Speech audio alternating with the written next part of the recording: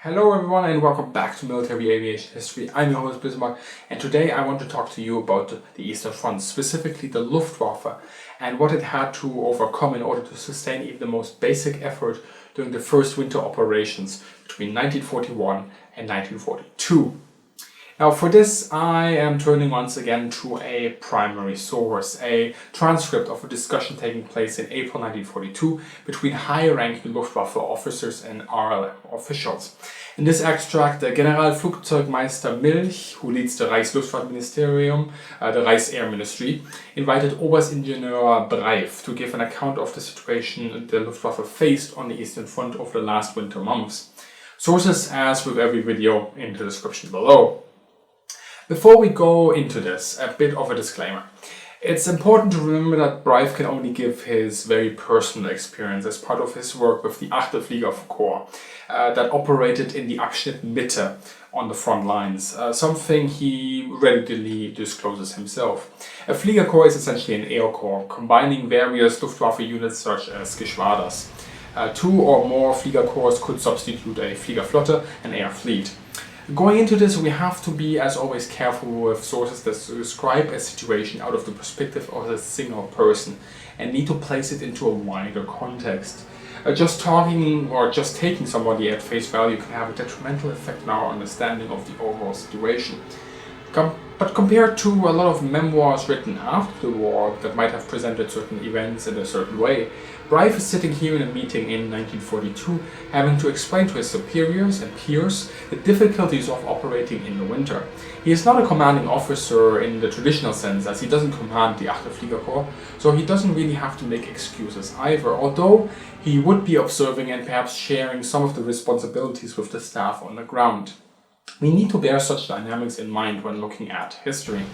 In his own way, Breif provides us with an idea of the challenges Germany faced on the Eastern Front, which we don't often discuss when we debate the air war over the Eastern Front. A discussion that is usually, limited to sortie numbers, victory claims and tank busters. This is one of those primary sources that can really give you an insight into what amount of work is required to put planes into the air. Thus, I'm going to be recounting mainly what Breif told his peers, while throwing in some extra comments here and there, where I think it is necessary. To provide a bit of additional context, when the 8th Fliegerkorps was deployed on the Eastern Front in 1941, it did so on the run. Only in the beginning of that year had it been deployed to the Mediterranean, then took part in the Balkans, the invasion of Greece, and so on, before being sent up north to join against the Soviets.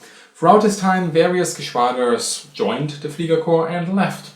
There were, all in all, very few breaks.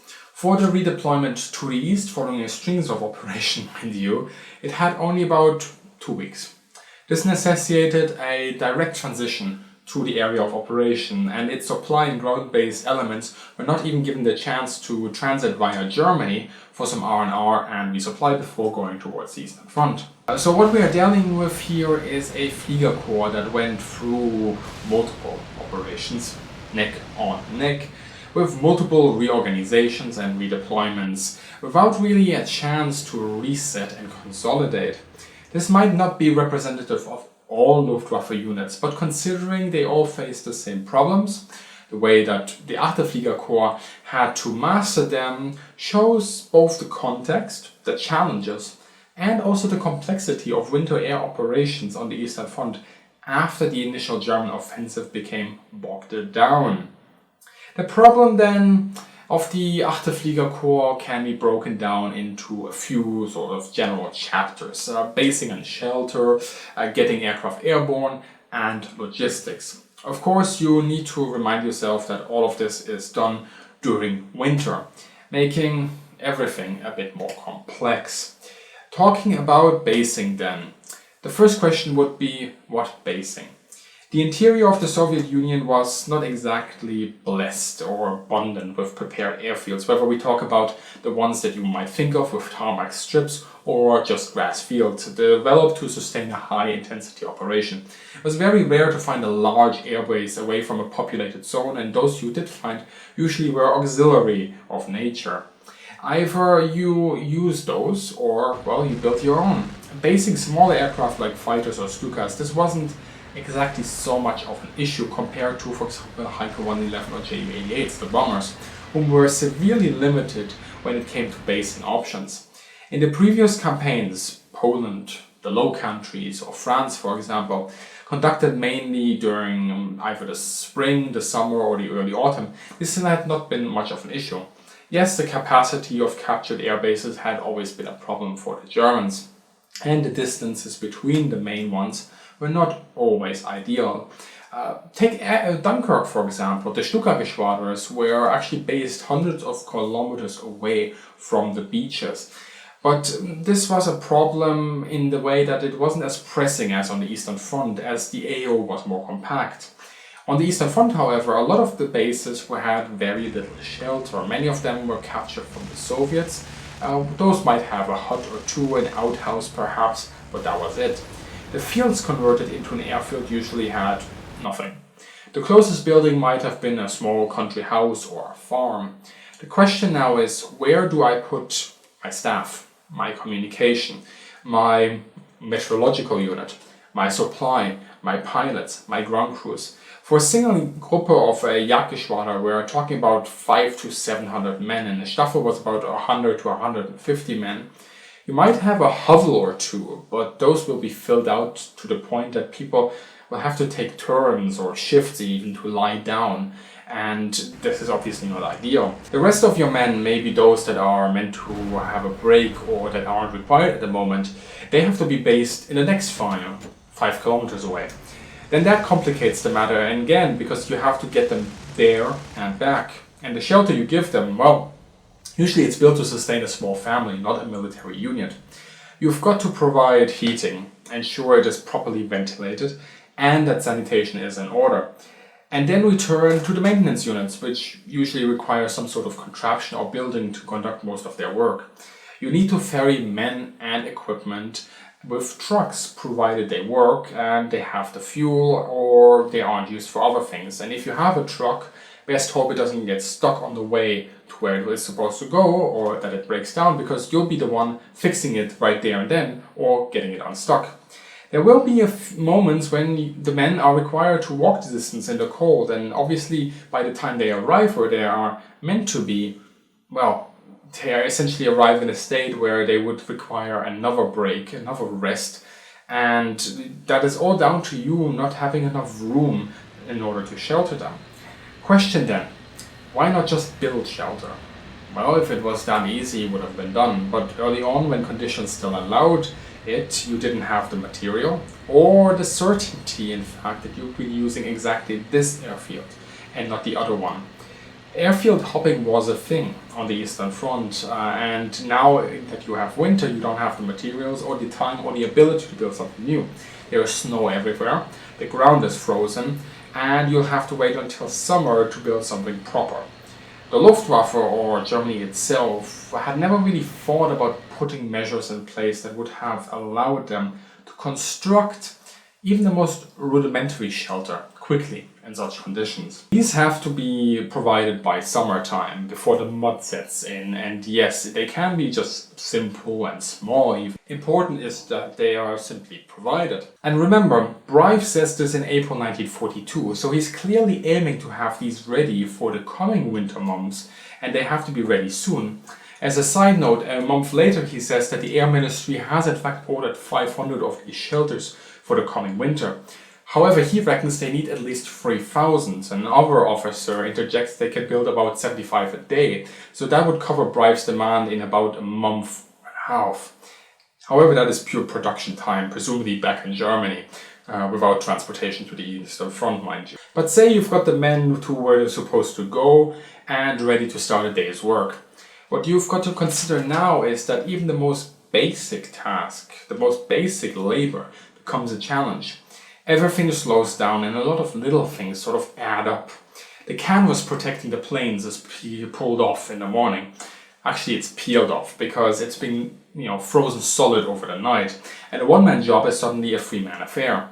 The heating device to get the planes ready, is prepared and heated up itself, and usually this is a thing of 5 minutes, but now it requires 5 to 6 men laboring away for half an hour because the machine is completely frozen itself, might need a replacement part, and the men have to fiddle around in minus temperature. If you want to refuel a plane, well, the fuel nozzle is clogged up and the hose is frozen. You'll need to twist and abuse it and get all the angles you need, and obviously not ideal. Feeding the ammunition into the ammo drums takes a disproportionate amount of time. Now, only getting the covers off is testing your patience, as again, they're frozen solid. By the time you get the engine warmed up, an hour or more have passed, and heck, maybe wind and snow set in, and the whole work is for the damned. Suppose you've got it started, however. You now taxi to the runway. This was prepared in the morning again, as with every morning, so that it's nice and hard but not too icy and doesn't show any snowdrifts. For taxi, a job that is usually something that the pilot can do himself, has now been reduced to a team effort, as the ground crew has to guide the plane by the wing and the tail to make sure that the fighter doesn't drift off on an icy bit so that it gets stuck. And that now means that the engine might have idled for too long and might have to be restarted after a quick checkup. And all of these things slow everything down immensely. This might sound like an absolute affair. It is. As Brive himself notes, das sind die Schwierigkeiten, die man sich vor Augen halten muss. Was ich in kurzen Worten geschildert habe, ist ein Zeitablauf von 3 bis 4 Stunden, die das Personal arbeiten muss, um das erste Flugzeug in die Luft zu kriegen. Of course you'd have teams working in parallel, but there will always be some problem. Maybe one of the wheels burst overnight, or a machine got stuck too deep in the snow, or you only have 1 or 2 heaters, meaning you've got to stagger the work. Simple things can have big consequences. When an aircraft lands, for example, and the pilot uses the brakes as he would normally do, snow enters the space between the brakes and wheels. It melts because of the heat, becomes goopy and unpleasant, and then the aircraft comes to a halt. Next thing you know, the watery mush becomes ice, and suddenly the brakes are useless. You'll have to thaw it out, if you remember. But what you should remember now is what I just told you about the brakes, as I'll come back to them in just a minute. Another good indication of how long even standard work is made difficult in these conditions is that should you ever need to, for example, change an engine, you could usually do this in a day or 2 in summer. In winter, Brive notes, it takes up to 5 days. Actually, that's not always true, as he also recounts that the men have resorted to building special high-tech construction that help in their engine replacement work. He describes one of these as a Vogelhaus, a bird's house. It's just what you expect. It's a little box built on stilts that you can push against the aircraft. Inside, a heater and tools. With this, the engine on a Ju-87 can be changed in 2 days. A feat that Brive considers, under the circumstances, außerordentlich, extraordinary. Once you've got the planes in the air, you try your best to prepare everything for the next flight. Maybe an hour or 2 later, depends really on the plane and the mission. When they come back, you do your best to, you keep the engine warm, you refuel the aircraft, you rearm it, and then you send it off again, and again, and again, and again. Brive actually notes that some of his Stuka-Geschwader sometimes flew 8 missions a day. The fighters maybe 5 or 6. This is a non-stop operation, and you do not even have enough shelter to give your ground crew a bit of protection from the biting cold. You also have to make sure that they have enough food, that you can maybe change out a few men here and there, and so forth. In short, Brive notes that most men get out of bed at 4 a.m. and are done at 10 p.m. And that's them done at the airfield. They still have to trek to their shelter, mind you. I do have to point out at this point that I don't have any specific information whether the Germans were able to work in shifts around this time and during the winter operations on the Eastern Front in 41-42. Maybe some units did, maybe others didn't. I imagine it really depends on the situation and unit. Also on your role, of course. It might certainly be that you have a few breaks in between depending on your tasks. While you were taking a rest or waking up, Others might be cutting wood for fires, prepare the airfield in the morning, make breakfast or any kind of sustenance, repair something that your shift couldn't, and so forth.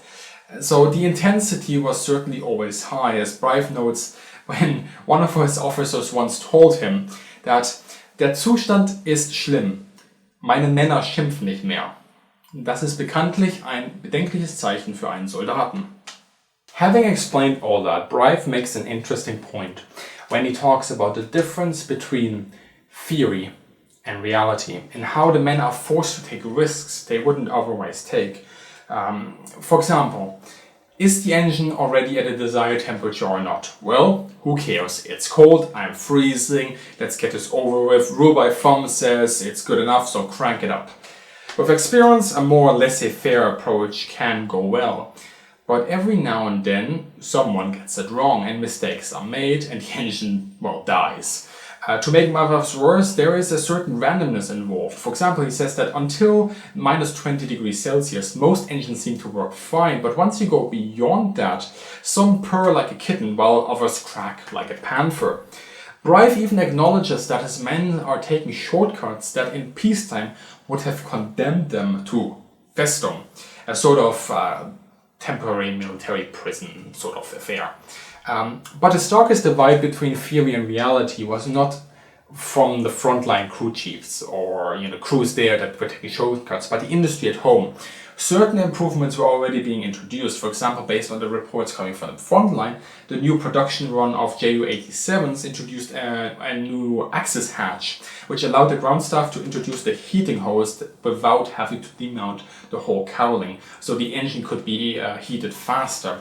Small change, big impact. Likewise, small adjustments to the planes can be made, but Brive stresses that this has to be done on the production lines, not retroactively on existing aircraft on the front line with so-called Industriekolonnen. These are small mobile workshops sent by the industry to modify the frontline aircraft. But while the soldiers are used to the hardship, the civilians are not. And as Brive tells us, ihnen passt das Essen nicht, das Quartier nicht. Sie wollen arbeiten wie in der Firma. Sie wollen ein Flugzeug nach dem anderen haben. Remember the stories about the brakes I told you. Brive also notes that they had issues with the related hydraulics and that he wrote a report which he sent home on this issue. Essentially it freezes, meaning that vital components of the plane don't function any longer. He told the Air Ministry the hydraulics don't work, they freeze. The answer he got: Das Ministerium hat mir geantwortet, sie ist tauglich. Ich kann nur sagen, sie ist nicht tauglich. Wir haben bei minus 25 Grad Eis herausgezogen. Again, theory versus reality. Another little thing with a big impact. Replacement aircraft arrive without a camo coating. It arrives with a notice that there was no time to paint the aircraft at the factory and that a bucket of paint is provided in the loading space. Problem is, in minus temperatures, you cannot paint the aircraft. The paint is not going to stick, it'll bluster and then clutter off in a couple of days. Brive actually recounts that he's been told on one occasion that the camo coating wasn't done because the Air Ministry hadn't given specific orders on what kind of camo scheme the frontline units would care for. It's things like these that he reckons bring the men to the edge of Verzweiflung, despair. And I find this an interesting comment, as it does seem to imply that while the men labor away in horrid conditions, they are prepared to do this given the circumstances. But when they are given extra work from people back home, that really gets their blood boiling. In any case, if you think it can't get any worse, well, it can't, but it does. There are two more things, clothing and aircraft recovery. Clothing is something we talk about all the time, and I assume that most of you understand the lack of proper winting attire the German soldiers actually carried. What I want to add here is Brive's top priority. Yes, clothing in itself is important, a nice coat, good boots, socks and all the rest. What he wants is gloves and arm protectors. Wool gloves break after a few days, and skin against frozen metal, well, you know what happens. Because a lot of the work is mechanical and fiddly in minus 20, minus 30, gloves are top priority. Oh, and something for the face as well, because Brive actually notes that soldiers tend to work in pairs so they can check each other's noses so they don't freeze off. And he wants the Germans to, well, copy Soviet clothing because he says that it will most likely work in those conditions. Aircraft recovery. No. Again, the winter makes everything so much worse, exponentially worse. In one case, you had a Fieser Storch overshooting the runway by about 50 meters. 3 days to get it back. To transport a damaged Heinkel 111 wing from Brezhnev to Warsaw, 3 to 4 days. To recover a Jo-52 that had an emergency landing in the countryside, 8 weeks. Brive actually tried to get skids to get her out, only to be told on the phone that this was not possible because the 8th Fliegerkorps was not known to operate during the winter on the Eastern Front, and so no provisions were made. Yeah, I think I'm starting to understand this whole despair business. But hey, good news, Ju-88 skids were provided, that took 14 days, and yeah, they didn't work. When it comes down to it, the situation made it nigh impossible to recover any aircraft that didn't land near a road or actually next to the airfield. Why bother? The aircraft is instead scavenged and then left there. Maybe in a few months, when somebody remembers, the rest is recovered. Probably not. Now I could add more things, but this essentially summarizes the points Brive makes and should give you more of an insight into the situation for the Germans, or at least the 8th Fliegerkorps, and how they were perceived back home during the winter of 1941-1942.